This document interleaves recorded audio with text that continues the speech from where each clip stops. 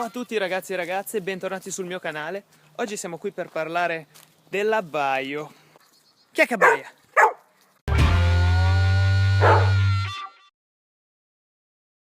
Cos'è l'abbaio?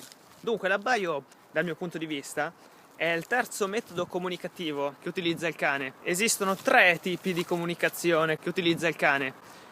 Una è quella meccanica, ossia le movenze fisiche.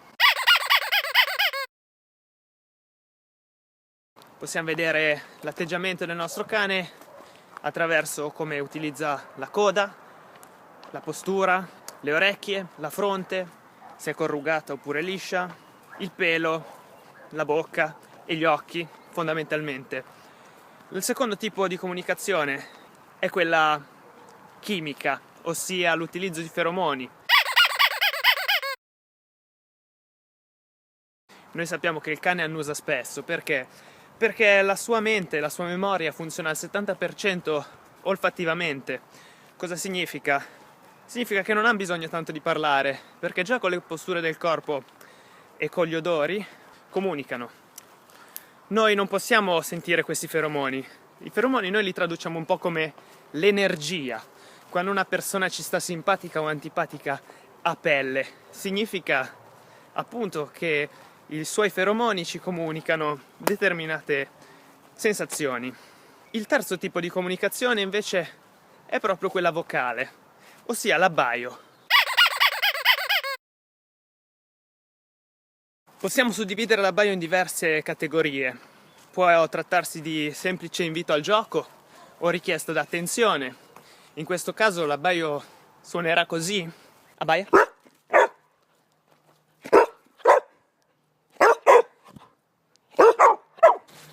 Questo qui è un esempio di abbaio giocoso, non è niente di male, spesso si sentono cani abbaiare, ma è un abbaio giocoso molte volte.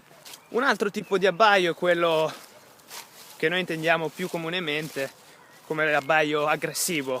Sono qua, ti sto per attaccare, prima ringhio e poi abbaio. E poi ti attacco. L'abbaio d'aggressività è caratterizzato dalla presenza del ringhio contemporaneamente all'abbaio, tipo così. Eccolo.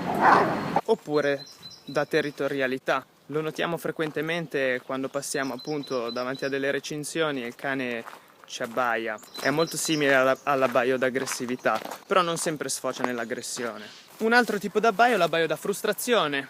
In questo caso l'abbaio è continuo, ripetitivo e snervante. Adesso lo faccio prendere. Cioè, anche sbagliato starle a rincorrere, perché lei lo prende come un gioco. C'è l'abbaio anche che io personalmente chiamo l'abbaio isterico. È un abbaio che comunica disagio. Sono presenti dei suoni acuti tipo pigolie. Vi sono un sacco di sfumature. Dunque, cosa succede quando il cane abbaia? Quando il cane abbaia produce cortisolo. Il cortisolo è una sostanza che appaga, però allo stesso tempo a lungo andare rischia di provocare malattie.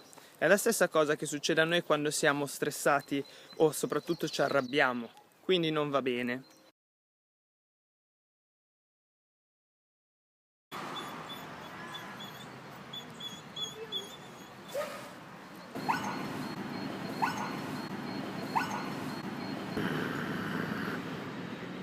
Generalmente quando il cane ci chiede qualcosa abbaiando, io la interpreto in un modo.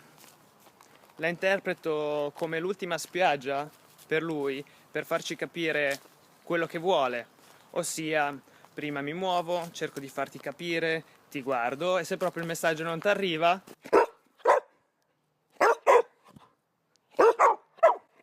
ok, basta? Fermo? Bene, spero che questo video vi sia servito, lasciate un like se il video vi è piaciuto e se non l'avete ancora fatto iscrivetevi, noi ci vediamo alla prossima, ciao!